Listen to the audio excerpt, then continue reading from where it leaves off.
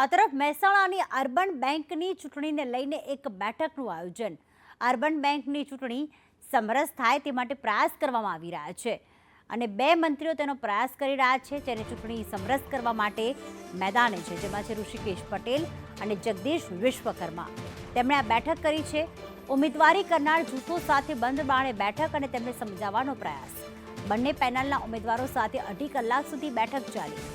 બેંકની પેટા ચૂંટણીમાં 8 બેઠકો માટે 68 ઉમેદવારો મેદાને છે અને મહેસાણાના દિગ્ગજ નેતાઓએ તેમાં ઉમેદવારી કરી છે. પરંતુ આ બંને મંત્રીઓ દ્વારા હાલમાં આ ચૂંટણી સમરસ થાય તેવો પ્રયાસ કરવામાં આવી રહ્યો છે અને ઉમેદવારી કરનાર જૂથો સાથે તેમણે 2.5 કલાક સુધી બેઠક કરી.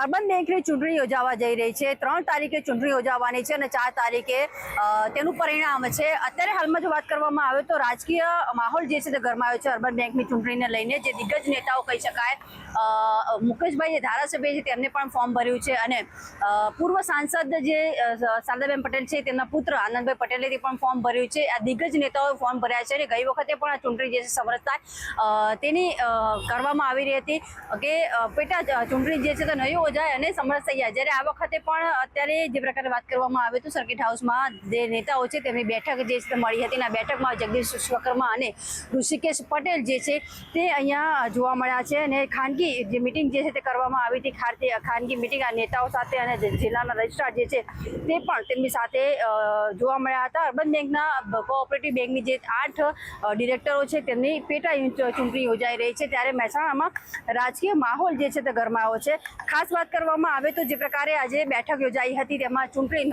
થાય અને જે કહી શકાય કે સહમતતાથી અને તમામ નેતાઓ જે તેમને સમજાવવામાં આવી રહ્યા છે તેવું ક્યાંક ના ક્યાંક લાગી રહ્યું છે અને ચૂંટણી ન હો જાય તેવા પ્રયત્નો કરવામાં આવી રહ્યા છે.